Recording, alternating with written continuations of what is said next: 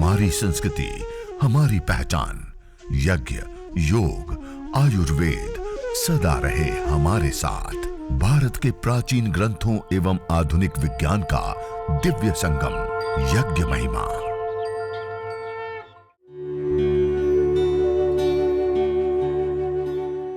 भारतीय संस्कृति में यज्ञ, योग एवं आयुर्वेद जैसी अमूल्य विद्याएं हैं, जिसका मूल है वेद। इतिहास की ओर दृष्टि डालें तो भगवान राम, भगवान कृष्ण से लेकर राजा महाराजाओं, ग्रामवासियों व अरण्यवासी ऋषियों की कुटियों तक नित्य व नैमित्तिक यज्ञों का प्रचलन देखने को मिलता है। ओम स्वरादित्याय व्यानाय स्वाहा। इदमादित्याय व्यानाय इदन्न मम। ओम भूर्भुवस्वरग्निवायवादितेभ्यः प्राणापानव्यानेभ्यः स्वाहा। इदमग्निवायवादितेभ्यः प्राणापानव्यानेभ्यः इदन्न मम। ओम आपो ज्योतिरसोमृतं ब्रह्म भूर्भुवस्वरों स्वाहा। ओम या मेधां देवगणः पितरश्च उपासते तया मामद्य मेधयाग्ने मेधाविनं कुरु स्वाहा। ओम विश्वानि देव सवितर्दुरितानि परासुव यद्भद्रं तन्न आसुव स्वाहा। ओम अग्नेनय सुपथाराये अस्मान् विश्वानि देव वयुनानि विद्वान् युयोध्यस्मज्जुहुराणमेनो भूयिष्ठान् तेनम उक्तिं विधेम स्वाहा। ओम भूर्भुवस्वः तत्सवितुर्वरेण्यं भर्गो देवस्य धीमहि धियो यो नः प्रचोदयात् स्वाहा। ओम भूर्भुवस्वः तत्सवितुर्वरेण्यं भर्गो देवस्य धीमहि धियो यो नः प्रचोदयात् स्वाहा। ओम भूर्भुवस्वः तत्सवितुर्वरेण्यं भर्गो देवस्य धीमहि धियो यो नः प्रचोदयात् स्वाहा। ओम त्र्यंबकं यजामहे सुगंधिं पुष्टिवर्धनम् उर्वारुकमिव बन्धनान् मृत्योर्मुक्षीयमामृतात् स्वाहा। ओम त्र्यंबकं यजामहे सुगंधिं पुष्टिवर्धनम् उर्वारुकमिव बन्धनान् मृत्योर्मुक्षीयमामृतात् स्वाहा। ओम त्र्यंबकं यजामहे सुगंधिं पुष्टिवर्धनम् उर्वारुकमिव बन्धनान् मृत्योर्मुक्षीयमामृतात् स्वाहा। ओम यहाँ तक हमने पहले अग्निनय सुपथाराय तक जो देव यज्ञ की विशेष आहुतियाँ थी वह प्रदान की। उसके बाद गायत्री मंत्र और मृत्युंजय मंत्र जो विशेष मंत्र हैं उसकी हमने विशेष रूप से आहुति दी।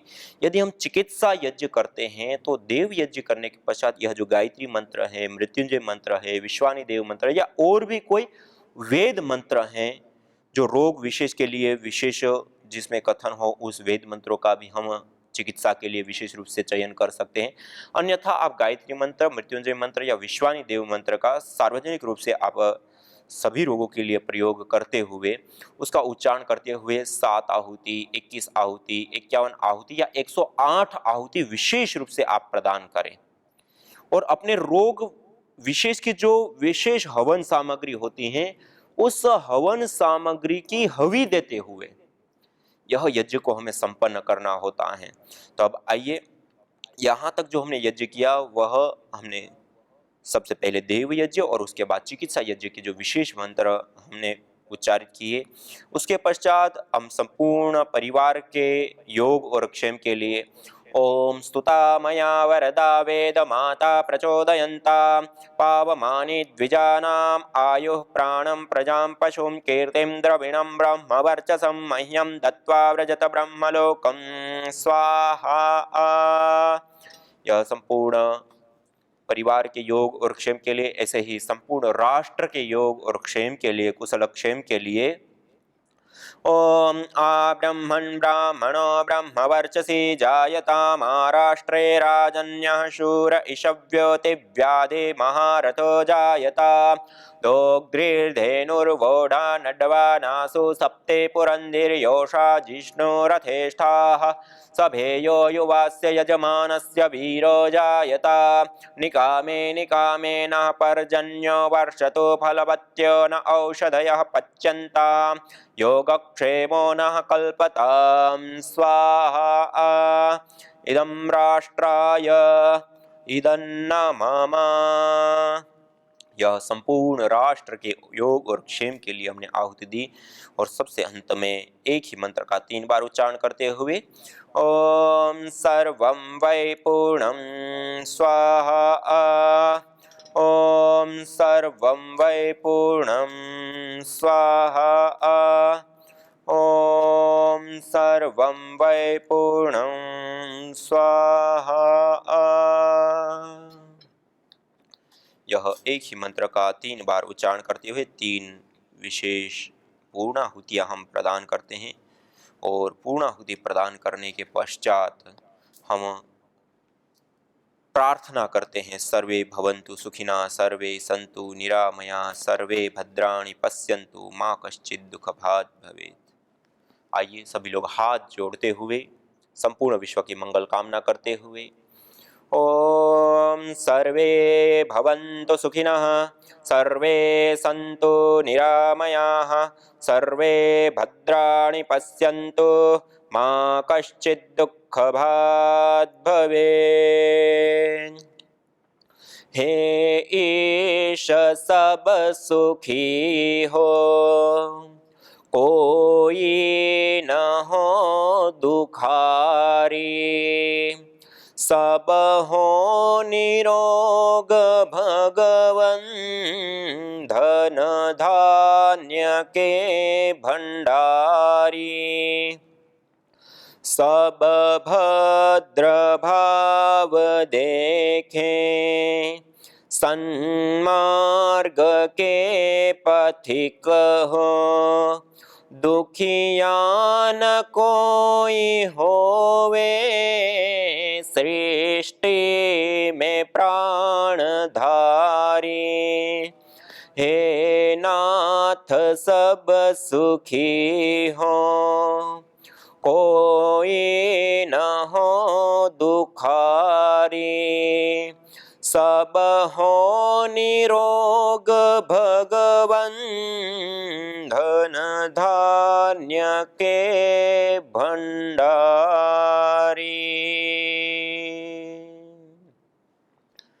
इस प्रकार यह यजन हवन अग्निहोत्र और उसके पश्चात हमने संपूर्ण विश्व के मंगल की कामना और कोई व्यक्तिगत भी हमारे जीवन की कोई मनोकामना है, जैसे हम चिकित्सा यज्ञ करते हैं कोई स्वास्थ्य लाभ विशेष की कामना से, इसी प्रकार परिवार में क्लेश झगड़े आदि होते हैं उसके लिए भी हम प्रार्थना करते हैं, या और भी कोई उपलब्धि के लिए या अलग अलग रूपों में। हमारे प्राचीन काल में यज्ञ को 3 रूपों में देखा जाता है, नित्य यज्ञ, नैमित्तिक यज्ञ और काम्य यज्ञ। नित्य यज्ञ जिसको देव यज्ञ दैनिक अग्निहोत्र कहते हैं, जो नित्य करना होता है, अनिवार्य रूप से करना होता है और वो हमारा कर्तव्य कर्म है, उसको किए बिना हम ऋणी होते हैं इस प्रकृति के, इस देवीय शक्तियों के। अग्नि वायु जल पृथ्वी इन सब से हम ले ही ले रहे हैं, तो उसको देने का कोई साधन है तो वह यज्ञ है। तो देव यज्ञ दैनिक अग्निहोत्र इसको नित्य यज्ञ कहते हैं, जो प्रतिदिन हमें करना होता है और जिसको करने से हम ऋणों से उऋण होते हैं। जिस वायु में हम श्वास लेते हैं उसका शोधन पोषण और संवर्धन होता है।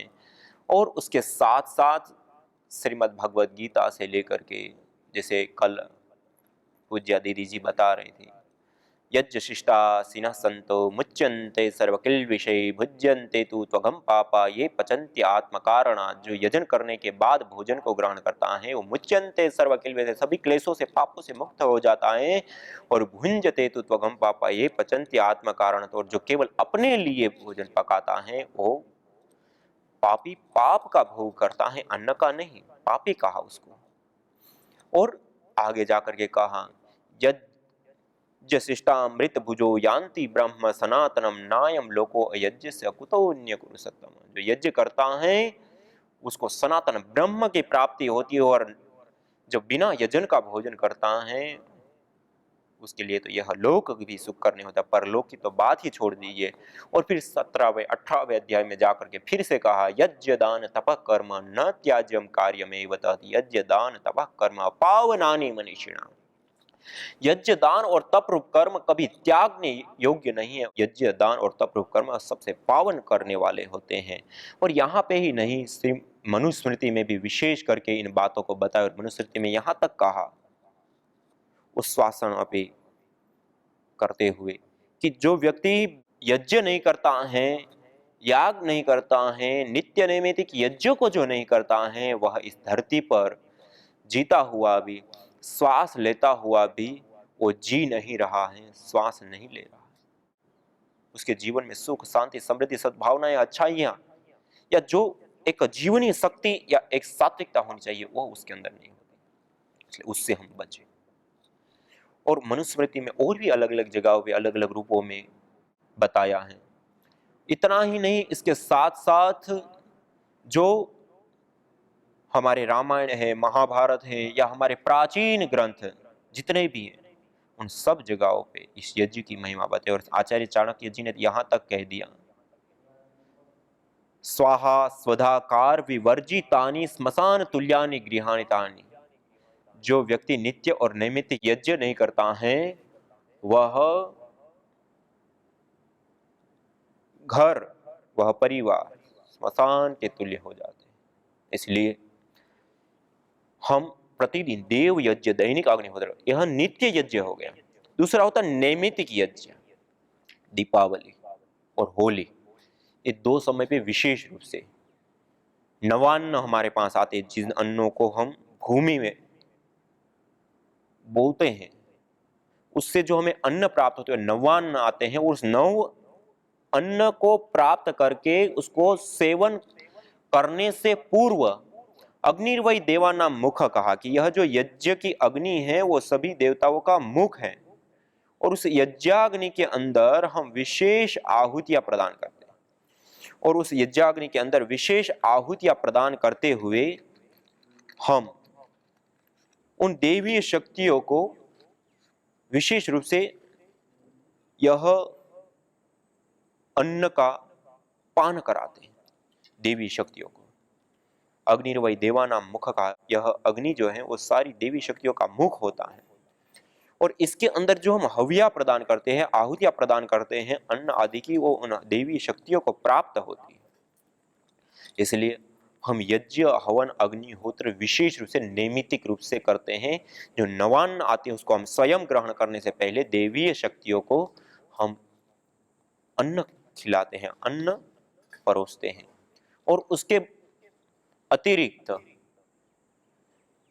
अलग अलग जो हमारे जीवन के साथ जुड़े हुए पर्व हैं, प्रकृति के साथ जुड़े हुए पर्व हैं, इसके साथ साथ कोई ऐसे उत्सव, उमंग, सुख दुख की घटनाएं और भी अलग अलग ऐसे जो दिन होते हैं, उस समय भी हम विशेष रूप से और विशेष करके इस यज्ञ का हम अनुष्ठान करते हैं। इसको कहते हैं नैमित्तिक यज्ञ।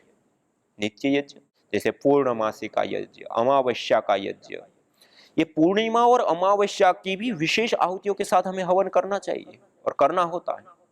तो जो हम विशेष रूप से नित्य और नैमित्तिक यज्ञ की बात कर रहे थे, तो यह जो नैमित्तिक यज्ञ होता है उसमें पूर्णिमा और अमावस्या का भी एक विशेष यज्ञ होता है, विशेष एक उसका लाभ होता है।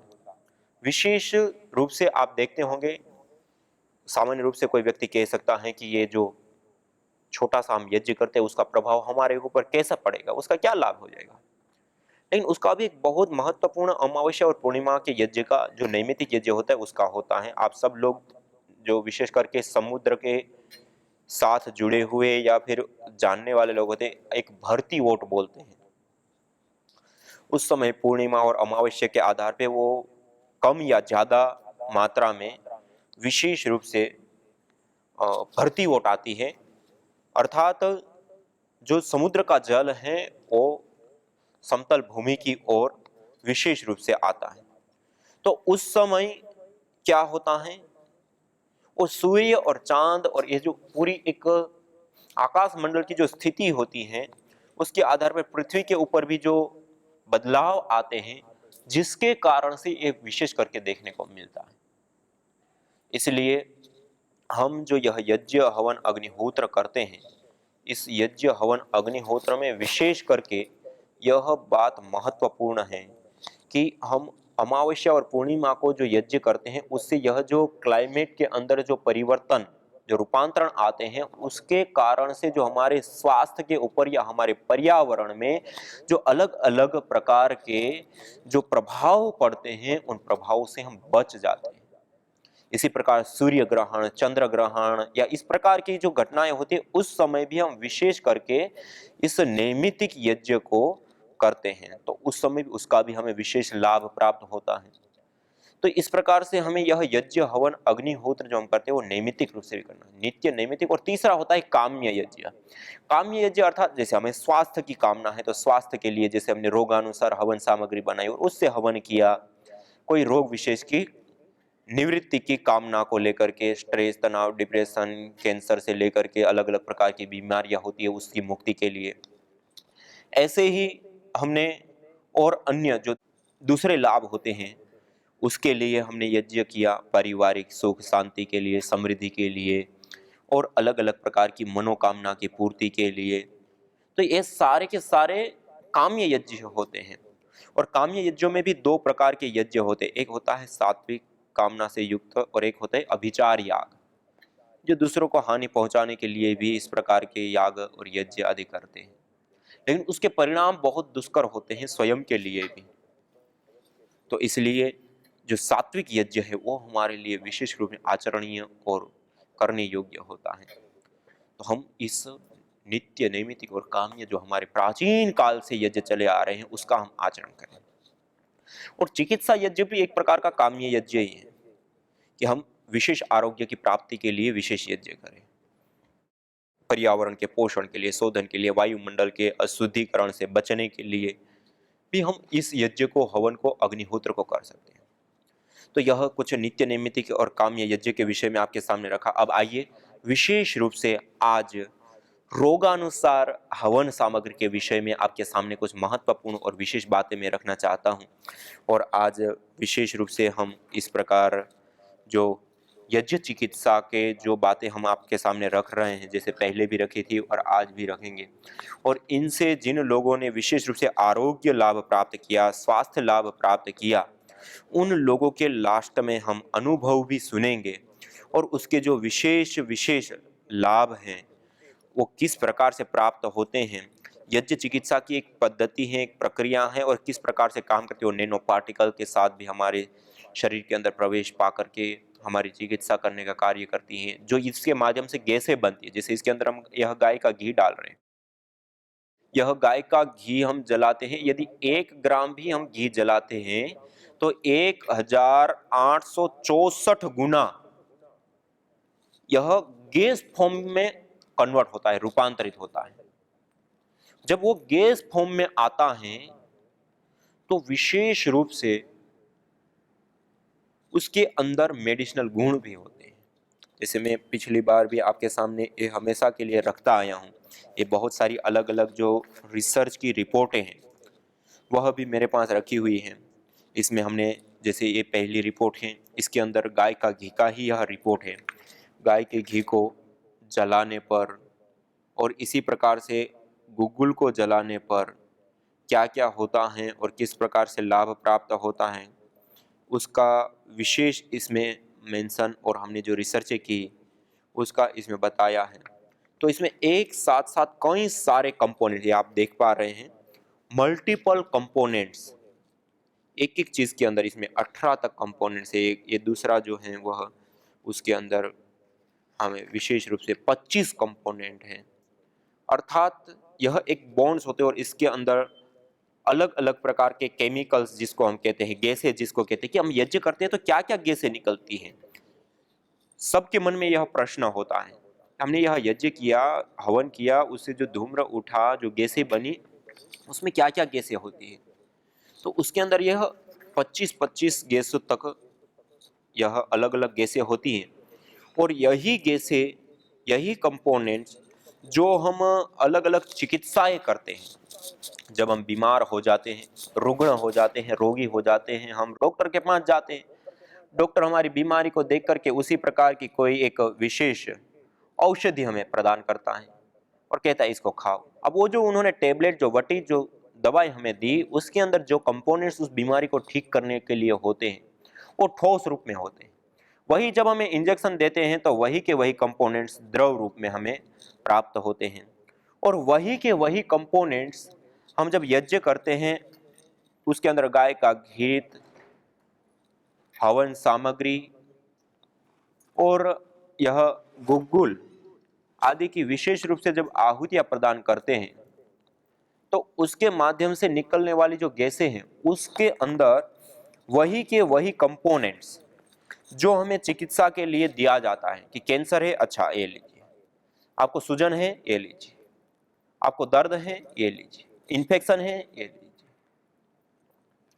जो हमने अलग अलग रोगों के लिए अलग अलग दवाएं देते हैं, उसके अंदर जो जो केमिकल्स कंपोनेंट्स होते हैं, वही केमिकल, वही कंपोनेंट, वही मॉलिक्यूल्स इस यज्ञीय धूम्र के अंदर मल्टीपल कंपोनेंट्स के साथ होता है, परमिसिबल लिमिट के अंदर होता है और अवेलेबल फॉर्म के अंदर होता है, और उसको लेकर के हम विशेष रूप से अपनी चिकित्सा, विशेष रूप से हम अपने आरोग्य का लाभ उठा सकते हैं।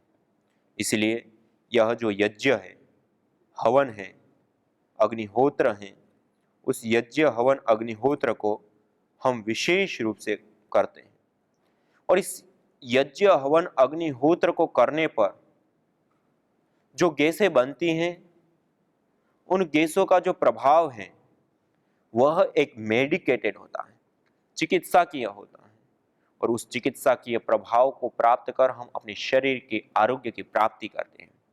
तो हम जो यह यज्ञ करते हैं, उसके अंदर जो गैसें बनती हैं, उन गैसों को अलग अलग रोगों के लिए अलग अलग गैसें हमें चाहिए, अलग अलग कंपोनेंट चाहिए। तो अलग अलग जो गैसें हैं, अलग अलग जो कंपोनेंट्स हैं, उसको प्राप्त करने के लिए हमें अलग अलग हवन सामग्रियों का प्रयोग करना होता है। तो उसमें विशेष करके जो रोगानुसार हवन सामग्री बता रहा था, उसमें जितने भी पित्तज रोग होते हैं, उन पित्तज रोगों की शांति के लिए हमें विशेष करके कुछ यह सामग्रियों का प्रयोग करना। उसमें पित्तज रोगों के लिए यह श्वेत चंदन, श्वेत चंदन शीतलता वैसे ही प्रदान करने वाला होता है, और गुग्गुल के साथ श्वेत चंदन का हम प्रयोग करते हैं। वैसे गुग्गुल तो सभी रोगों में लाभकारी होता है, सभी सामग्रियों के अंदर हम मिला सकते हैं और उसका लाभ उठा सकते हैं, लेकिन विशेष करके जिनको पित्त की प्रॉब्लम है, वह श्वेत चंदन, गुलाब की पंखुड़ियां, खस आदि जो औषधियां हैं, उसमें से जो भी एक मिल गई तो एक, दो मिल गई दो, और ज्यादा मिल गई तो उसका हम विशेष रूप से यज्ञ की आहुतियों के रूप में जो सामग्रियां हम प्रदान करते हैं, उसमें भी इसका प्रयोग करें, और उसके पश्चात जो धुनी करते हैं, उस धुनी में भी विशेष करके इस श्वेत चंदन का हम प्रयोग लेते हैं। तो ये श्वेत चंदन, गुलाब की पंखुड़ियां, खस आदि जो जड़ी बूटियां हैं, वो पित्तज रोगों की शांति के लिए विशेष करके हम प्रयोग करते हैं। दूसरा, यज्ञ करने के बाद जो यज्ञ शेष भस्म बच जाती हैं, वह भस्म को भी हम कपड़े से छान करके, खरल करके हम रख लें, और उस खरल की हुई भस्म को 1 लीटर पानी में 10 ग्राम के हिसाब से पोटली बांध करके उसके अंदर डाल देते हैं रात्रि को, और सुबह तक उस पानी को वैसा का वैसा रखते हैं, और उसके बाद उसी पानी का हम विशेष रूप से पीने के रूप में प्रयोग करते हैं। उस पोटली को सुबह में 1 आध 2 बार हिला करके निचोड़ दिया, और उसके बाद ही उस जल का हम पान करते हैं। उस पानी को अल्कलाइन पानी कहता है, अल्कलाइन वाटर वो हो जाता है, और अल्कलाइन पानी पीने से हमारी बॉडी के अंदर वैसे ही 70% पानी है, तो हमारी पूरी बॉडी ही अल्कलाइन हो जाती है, और हमारी बॉडी अल्कलाइन हो जाती है तो उसके कारण हमारे शरीर में कभी किसी प्रकार का रोग होता ही नहीं। सभी प्रकार के रोगों से हमें निजात, मुक्ति प्राप्त होती है। अपने अज्ञान को मिटा लो, सब चीजों से, बुरी चीजें अपने आप को हटा लो तो सारी चीजों से मुक्त हो जाओगे और भगवान से युक्त हो जाओगे। यह युक्ति की मुक्ति। अपना अपना अभ्यास सब करो। हवन कुंड पर बैठ करके हवन करने के लिए मैंने बोला हुआ था, विशेष रूप से सुबह के समय एपिलेप्सी के पेशेंट, पार्किंसन, एपिलेप्सी, एमएनडी और एंक्लोजिंग स्पोलाइटिस वाले थोड़ी देर तो आसन कर लें, फिर बाद में वो भी बैठ जाए। जिनको बहुत भयंकर अस्थमा, बहुत ज़्यादा stress, anxiety, depression, mental problems है, वो थोड़ी थोड़ी देर हवन करके आधा घंटा उठते रहें। कुछ कब्जा जमा के बैठ जाते हैं, फिर उठते ही नहीं वहाँ से। एक घंटे बाद उठा दिया करो, दूसरे आ जाया करें फिर उनके स्थान पर। एक छोटा छोटा दिमाग हर सेल के पास है। इसलिए मैं कह रहा हूं, आप करोड़ों अरबों खरबों तरह से घायल हैं, आहत हैं, तो और फिर ये यहाँ चारों तरफ हवन के का धूम्र देते हैं। यह हवन चिकित्सा, यज्ञ चिकित्सा भी मैंने पहली बार शुरू की। मैं बचपन से हवन करता था, पहले चोरी छिपे करता था, क्योंकि घर वाले जो है टोकते थे, खाने को घी नहीं तो हवन में फूक रहा है।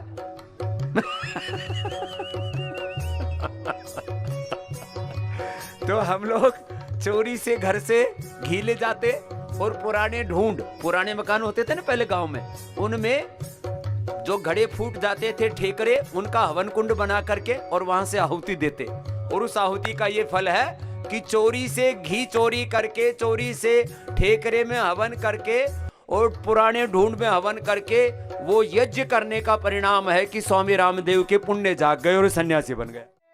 यज्ञ भारतीय संस्कृति की मुकुट मणि है, प्रतीक है, मूल है। मानव जीवन के हर पहलू के साथ यज्ञ जुड़ा हुआ है, चाहे वह संस्कार हो, चाहे पूजा पाठ या फिर पर्व से लेकर हर शुभ अशुभ अवसरों में भी यज्ञ करने की सार्वभौमिक, वैज्ञानिक एवं पंथ निरपेक्ष पावनी परंपरा रही है।